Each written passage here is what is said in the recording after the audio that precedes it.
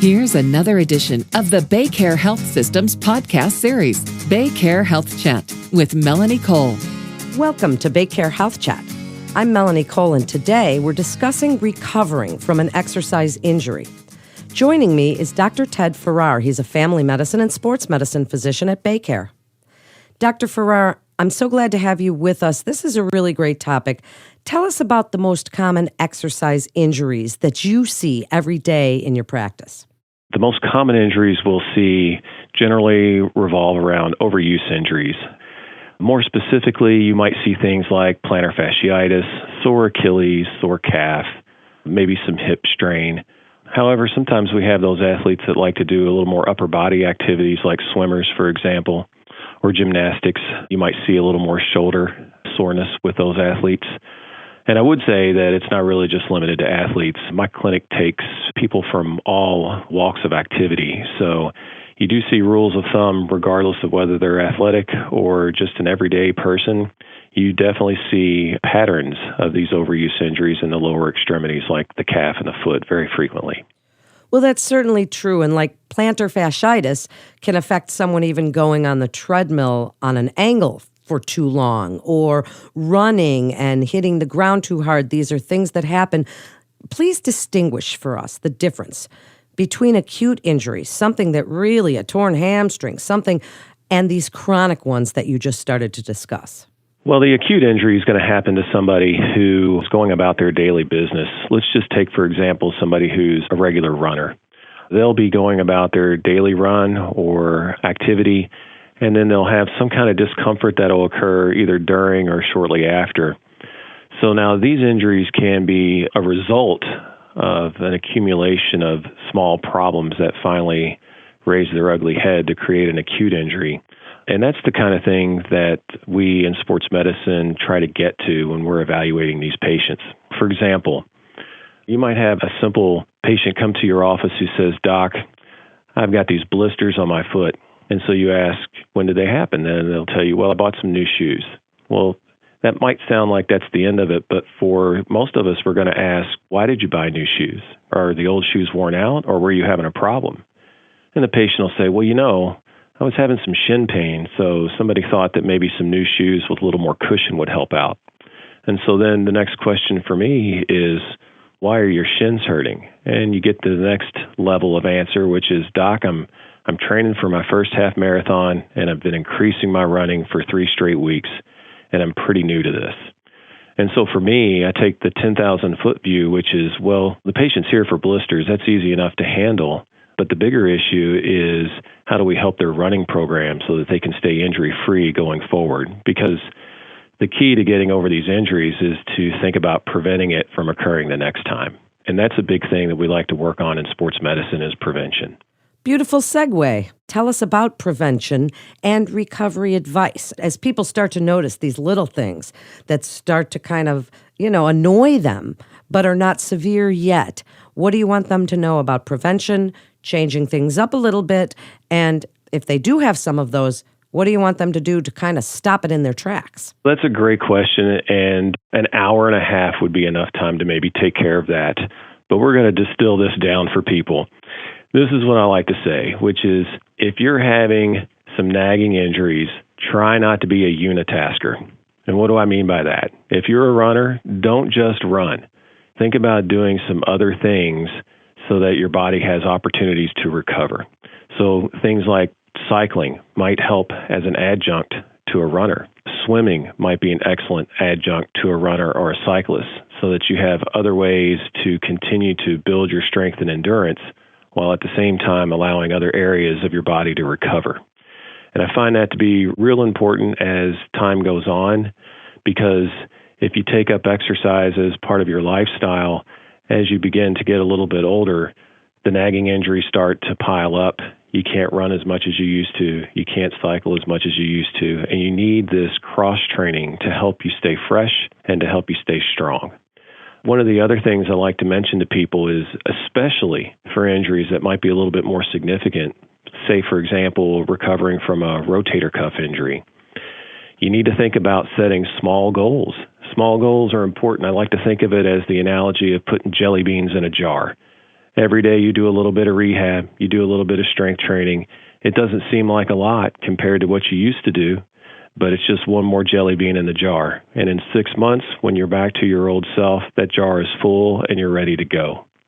And when you're getting over these small injuries, I would tell you that you want to stick to the rehab plan. So for example, if you have a torn hamstring or a sprain or a strain and you end up going to physical therapy, listen to your therapist. You might have to start with simple things that almost seem beneath the level of where you are. For example, simple range of motion, simple stretching, simple TheraBand exercises. For a lot of people, these things don't even approach the level of activity that they were doing before they got hurt. But you got to go back to the original analogy. You just got to put one more bean in that jar and build things up. You don't want to get cavalier and jump ahead. That's how you get re-injured. And you don't want to be negligent of the simple things early because you think you're better than that. Just build it up slow, control what you can control, and you'll see the improvement over time. Furthermore, when you talk about having the right outlook when you go through rehab, this controlling what you can control. If you're going to be out for a while, watch your diet a little bit more. Think about doing exercises in other areas that aren't injured. Think about a yoga class. Think about doing something else that's social and collaborative with other people so that you can still feel that social engagement that people oftentimes strive for when they exercise. And stay positive. Things will get better. Great advice, and what a comprehensive answer, Dr. Farrar. So if someone does feel those injuries, and maybe they don't run off to a doctor just yet, things that they can do at home to help them recover. And you've given us great prevention and great cross-training advice. But people hear this term RICE. They hear RICEM. They don't know if they should ice or heat or brace or wrap. What do you want them to know about that? Yeah, it's very confusing. And then you go on Google and put the search in, and it gets even more confusing. Simple overuse injuries. Let's just say your ankle is sore after a long weekend run. What's the first thing you might do? Maybe place a little ice on that. That will help reduce some of the immediate inflammatory cycle that goes on in the body. I don't ordinarily recommend using heat first. I think that's generally not a reasonable thing to do after an acute injury. Ice is your better bet. And I would tell you that we like to instruct patients on kind of 20 minutes of ice and then take it off for 20 to 30 minutes. Don't keep it on continuously. The second thing you want to do is, if it's a simple overuse, the following day, you're going to just see how it feels. So are you going to walk a little bit? Probably. If it was a running thing, you're definitely going to start with walking. Can I walk pain-free? That's good. Try a few simple exercises to see if that's pain-free. And if you pass that test, then you can move on to the next. And then you decide, well, you know what? I think I'm feeling better, so I'm going to try and run on this. What do you instruct the athlete or the patient to do? I usually tell them to start with half the distance or weight that you were doing before to see how you tolerate that. So if it's a 3-mile run, you might run a mile or a mile and a half. If you were cycling 50 miles, you're going to cycle maybe 20 to 25 miles. You want to see how that feels. And then, as you proceed through your recovery, we like to use something called the 10% rule. So as the weeks go on, you increase about 10% the mileage or the cycling time or the swimming distance or even the weight reps of the week before, and try not to go beyond that. That allows your body to recover and strengthen without being overused and put you right back in the same place that you were before. Great advice. Now, before we get to our wrap-up, Dr. Farrar, listeners, a lot of them, the weekend warriors, the golfers, the tennis players. We talk about athletes and overuse injuries and sports-specific training, but the golfers, they hit the ground, they feel their shoulder, they feel their elbows, they feel their back. Speak to those people for just a minute about things they can do, because if you're going to tell a golfer, take some days off, that's not what they want to hear. So give us a little of your best advice for the golfers, the tennis players, the people that like to get out there and play a sport, but they're not really considered an athlete. So golfing is definitely athletic, that's for sure. And I would tell you that whether they're a golfer or a swimmer or anything else, nobody wants to be told to take a few days off, that's for sure. So for those people who know themselves well enough to know that taking time off is either something they can't do, won't do, or will drive them crazy if they do it, my best advice is to be proactive in the prevention side. Think about what sport you like to do and what kinds of things you can do to help keep your body where it needs to be so that you can do it. So, for example, we want to talk about having some flexibility training built into that because of the torque that's put on the back. You want to make sure that you're limber. So maybe that means a stretching or a yoga class. Additionally, the golfer with a lot of grip issues and shoulder forces, you want to talk about a cross-training strengthening program so that the shoulders stay strong and so that they can tolerate the use of swinging the club on a regular basis. We see tons of people, and it does not matter what skill level they think they are.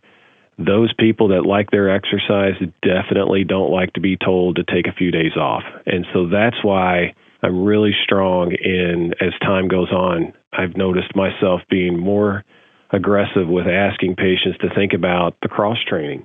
So the swimmers, shoulder program. The runners need a core program. The golfers, definitely a core program. And a physical therapist can help you with that, and it will definitely lead to longer, more healthy activity, which makes everybody happy. It certainly does. Then wrap it up for us. This is a great segment and such important information.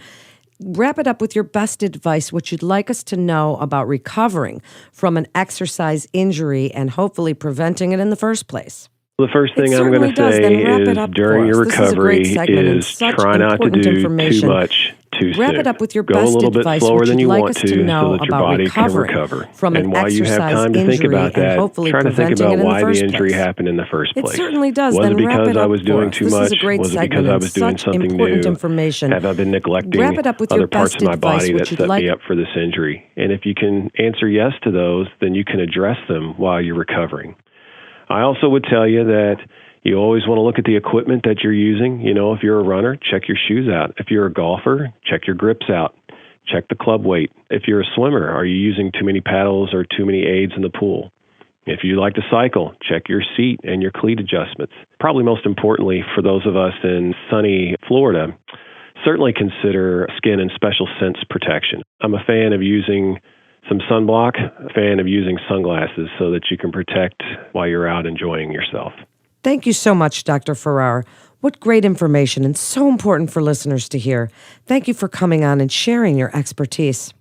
To learn more about BayCare Sports Medicine services, please visit baycaresportsmedicine.org. That wraps up this episode of BayCare Health Chat. Please remember to subscribe, rate, and review this podcast and all the other BayCare podcasts. For more health tips like you're hearing here, please follow us on your social channels and be sure to share this show with your friends and family. That way we all learn from the experts at BayCare together. I'm Melanie Cole.